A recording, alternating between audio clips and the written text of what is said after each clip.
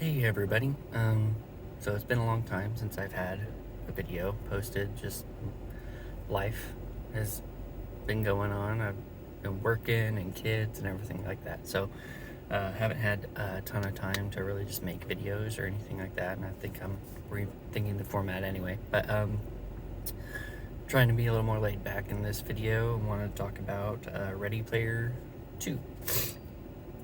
So I'm a fan of Ready Player One. I think it's a fun, escapist, nostalgic, just thrill ride. It's a fun book. I know some people point out some problematic things in it or whatever, but really I just look at it and say this is a fun, entertaining. It's like a game. It's like any other game that you would play or something. It's just escapist fantasy, and especially for a nerd, right? It's especially for a nerd, and I don't even know 9/10 of the stuff that he's referencing in the book, but it was fun learning some of the history and doing all those things. And I think it was well written and it was very well paced, and it was just a fun book. Now Ready Player 2, the sequel, I kind of wondered what's he going to do with that, because he seemed to, for the most part, wrap up the first one pretty well. And so what's he going to do for the sequel? And what he decided to do for the sequel is essentially another Easter egg hunt pops up after he discovers this new device. And I'm going to try and I'll stay away from spoilers as much as I can. I won't discuss specifically what happens in the end of the book. But basically he finds this device that was created that can allow you, it basically puts you in the Matrix, is basically what it does. It allows you to enter into the Oasis and experience everything that you want. Smell, taste, touch, all those kinds of things. And this opens the floodgates for people to actually record their senses, events, like things that they do, and share it with other people, so that literally other people can experience what you experience, whether it's taking a hike, whether it's eating a certain food. It can even go as far as having sex and doing drugs and doing all these things. So you literally can experience all the things you want to experience with no consequences, right? So you can learn what it is to do these things without ever actually having to physically do them, so you never have to face consequences or endanger yourself. Obviously the people who do them, they can sell those experiences and stuff like that. So it's a very interesting thing to introduce. It's like, oh, that's kind of cool. Not original. I mean, again, Matrix has done that, and probably other things even before that, but that's just the one that comes to mind. So I was like, okay, that's interesting. And then after a certain sales point of these devices comes about, a new Easter egg hunt shows up. But the main character can't figure it out. And it introduces all these things, because it really just picks up right after the last book left off.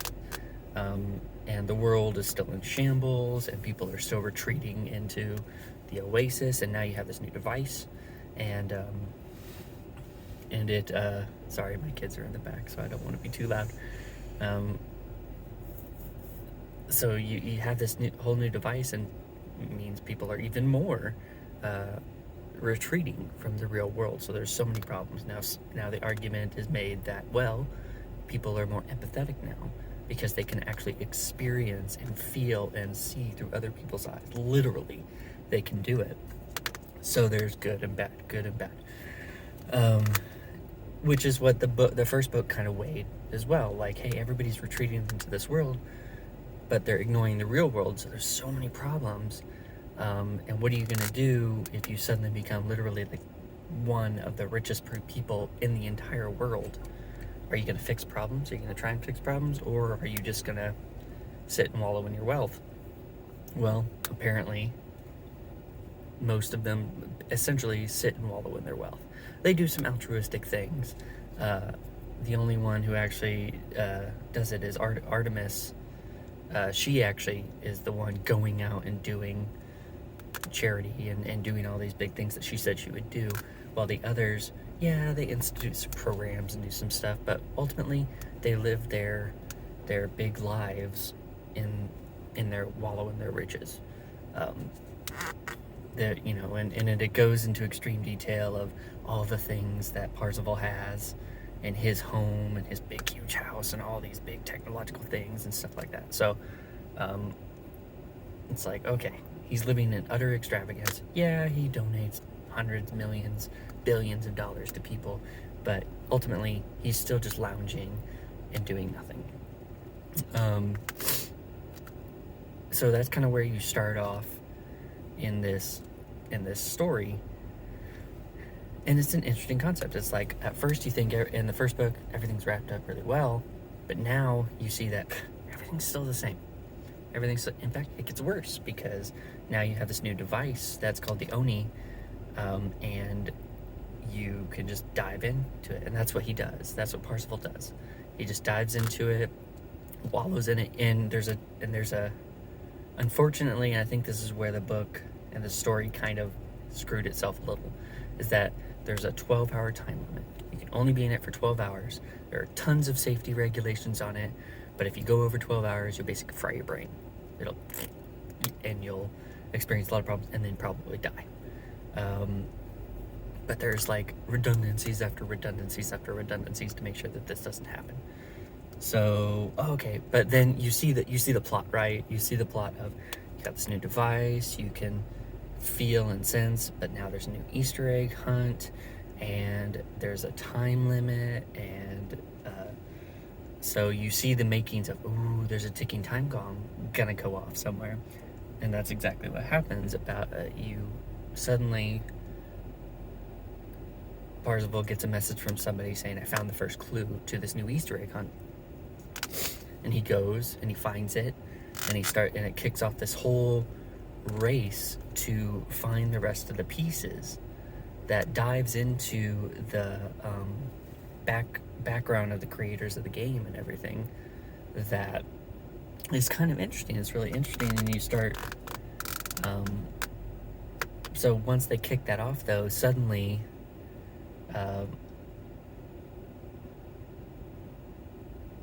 and I forget names. I'm terrible with names. But suddenly the big AI of the first book, Halliday's AI, comes back.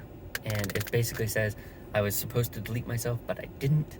And I'm actually like a snapshot of the original creator, but I'm a corrupted snapshot. And I want you to find all these pieces to this puzzle because I want it. And guess what? Oh, there's a ticking time bomb, right? Because everybody it went into a lot of detail in the beginning of how there are all these fail safes and nothing can happen, nothing bad can happen.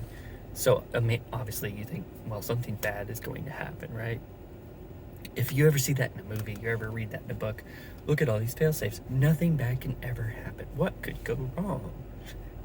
Well, something will go wrong. So the thing that goes wrong is this AI hijacks the Oni and holds everybody who's in it hostage and says, if you don't get what I want in the next 12 hours, then, which is the time limit that they have before their brains fry and everybody else's brains fry, then yeah, I'm gonna kill everybody. Like, essentially that's what it says. It's an AI that hijacks everybody and says, find me what I want, or I'm gonna let everybody die. And this is where, again, I'm okay with this up to this point. It's an escapist fantasy, but it's after that everything kind of falls apart. The 12-hour time limit, I think, is ultimately what kicked him in the butt. Is because it's artificial, and it creates this limit within the book and the story. Say, well, they only have 12 hours, and they're doing all these things, and they have to do all these things, so they have to do it within this time limit, which then it just artificially shortens the book. Because one of the cool things about the first book was them going to all these different worlds over these periods of time and seeing all these things, and you get to experience them, and you get to know about them, and you get to learn some of the history. But now you're under a ticking clock, so you don't get any of that, as much of that explanation.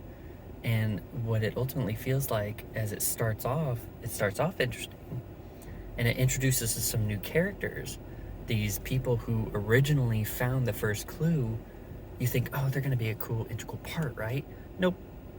They're introduced. He gets the clue from them. He forgets all about them until about the last 10th of the book, and then they have an adventure actually off screen that we never know about, and we never get to find all the details about. It literally says, and they had an adventure, and they brought back the MacGuffin that they were ultimately looking for to help save the day. And like, well, gee, it would have been nice to know what happened with them. That would have lengthened the story and been cool to find out more about these other characters and to find out where they went and what they did. Instead, all it said literally is just like a paragraph of, oh, they went on an adventure and they brought back the MacGuffin and you know, the magical thing that they needed in the end to defeat the enemy or whatever. And sorry, I'm not trying to spoil things, but that's what it ultimately was. And even then, I know it's first person, but even in first person, you could say, and here's what they recounted to me. And then you could split it off in the book and detail what it was. And that would have been a cool dichotomy of finding out what was going on here while this was going on there. He didn't do that. He just zoomed over it. And then of course you also have, again, the ticking clock. They're going on this adventure, going to other places, but it very, very quickly starts. It's like the author even rushed himself. It felt like he was under a time clock. And so he just glossed over everything. There's a one point, it really stands out, quite honestly, is at one point they go to a planet within the Oasis that's all about Prince, the singer, formerly known as Prince or whatever. And so they go, and it's all about Prince. I know nothing about Prince. I've maybe heard a few of his songs. Not really a big fan, just my preference. So I don't know anything, but it would be kind of cool to know something more about that. And you know, in all of these other, in the first book, you get to learn all these details, but in this one you don't. So they literally go to this planet and they're trying to find something, and they're going and doing all of these things that, if you know about Prince, if you're really, really obsessed with Prince and know a lot about him, you probably know all these little hints and things that are being dropped. But I don't know anything from Adam, so they're literally just stuff. And it's just like, what does that mean? What does that mean? And you're not telling me. And I didn't like it. And then it kind of abruptly ended. That portion of the hunt abruptly ended. And same thing with another one where they go to a planet that is all about Lord of the Rings, but it's all about like the very, very first. And I like Lord of the Rings, but I'll admit I haven't even actually read the original. I've only read Hobbit and The Fellowship and some of the Silmarillion. So I haven't read everything, but I've seen the movies and everything. But apparently they're like different planets for different ages of the world, and this one is like the very first age. And they go there, and there's supposed to be this big epic thing, but you can only win if there's two people, and it's supposed to be this really big thing, and it's really lackluster ending. Like, it just kind of, again, just ends. So I think the author shot himself in the foot by putting in this artificial time constraint for the people to have to run that. He could have fixed that somehow. I won't postulate at this moment how he could have fixed that, but he could have fixed it. And then, now here's where I'll probably get into a little bit of a spoiler. So if you don't want to spoil it, I'll just say, I thought it was decent. About half of the book was really, really good, and the other half just kind of fell flat, unfortunately. And if you were a fan of the first book, you'll probably like the second one okay, but you probably won't like it as much as you like the first one. You can end it there if you want. Otherwise, spoilers ahead. 5, 4, 3, 2, 1. In the end, obviously they defeat the AI, and they learn that they can all take snapshots of their brain, of their consciousness, and save it in the Oasis and be immortal. So they basically make a digital copy of themselves and be immortal, never die, never age, and whatever. And so they figure that out, and everybody's just suddenly on board with it. Where most of the book there was tension between, should this be a thing? Should this be allowed? Is this okay? Is this morally right? Is this consciously right? We're ignoring the world, letting it fall apart. And then here we find out, oh, well, we can just make ourselves digital copies and live in this world. And we don't even have to live in the real world. We don't even have to worry about the real world. And then suddenly just everybody's on board with it at the end. They're like, oh yeah, it's a great idea. Let's just make copies of everybody. And then they send them into these copies on this big spaceship that they had made, essentially to go and find another planet to live on because Earth was dying, and they're just going to abandon it because they're like, well, guess we screwed this planet up. We'll just go to a new one. And but they're like, oh, now we got our digital versions, so we'll send that out, and the digital versions will live forever, and we'll also put some embryos and whatever on that ship, and now we basically reached the singularity, or we're getting close to the singularity. It's just all happy-go-lucky. This is wonderful. And I'm like, oh my gosh, this is so stupid. Like, he's getting into these moral ambiguities in the book. In the first one, I think he did it pretty well. And he didn't necessarily take a stance one way or another. He just kind of presented them and the characters and what they were going through. And this one, again, some characters are taking one stance, others are taking another. But then they just suddenly everybody's like, yeah, let's totally make digital copies of ourselves. And that's totally fine. And we can abandon the Earth. And, you know, we'll send those out. We'll abandon it. We'll stay here, obviously, because we have to, but whatever. And it still doesn't make any sense. It's just very... science fiction doesn't necessarily have to make sense. But this is trying to ground itself in a fair reality. And the truth is, okay, they send themselves out and they're like, we're immortal. No, you're not. Your consciousness is saved onto computer chips and then drives. Those drives can literally be corrupted so easily. I mean, and you're sending them out into space, and like power sources, wear and tear on anybody who's ever done anything with computers. They can tell you chips burn out, circuits burn out, batteries burn out, explode, all sorts of things, sometimes for no reason at all. And you have backup after backup after backup. But again, you're on a spaceship out in space. I mean, if you get hit by a meteor, you're dead. Like they get an EMP flux from some dying star, or get sucked into a black. There's so many million things. So it's just like this whole happy-go-lucky idea that they had is BS. It's not. It's a cop-out ending. It's a cop-out ending.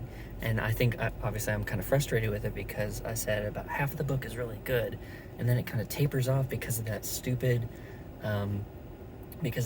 time constraint that they had. And then he just, at the end, is like, yeah, you know what? This is a great idea. Let's totally do this. And then just abandon the Earth and everything. And I was like, no. Like, you could have done so much better. And unfortunately, I don't know what it is with Ernest Cline, because I feel like he did that with Armada, the other book he wrote after Ready Player One. And I could talk about that at a different time, but I was really disappointed in that book too. So I really don't want him to be a one-hit wonder.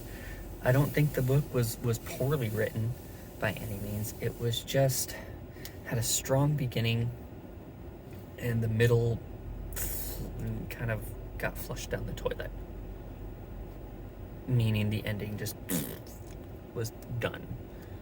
So that's the unfortunate part about it. There's a lot more I could probably say, but ultimately I'll give it like a 3.5 stars if I want to star it or something, and say you like I would definitely recommend the first one. Read Ready Player One. I think it's going to be in a lot of ways like a nerd classic. Ready Player 2, I don't think it's going to stay in the minds of anybody. It's going to come and it's going to go, and I think it already has. Obviously, since it's been a few months since it came out, but yeah, I mean, it's just, is it worth a read? Sure. It wasn't too long of a read or anything like that, but it's just kind of disappointing at the end. It just wasn't it wasn't what a sequel that we deserved. It wasn't the sequel that we wanted or deserved. And if I could do it, I would rewrite that last half of that book and change it and change some of the things that were in it. But you could kind of, it's unfortunate. But anyway, hope you guys enjoyed my little rant there. I'm going to try and start making some more videos here because I've been reading a lot, though I've been busy otherwise. So I have a lot to say about a lot of different books, and yeah, so I'll try and get a little bit more steady uploads here on the channel. Thanks, God bless, stay safe, and I'll see you next time. Bye.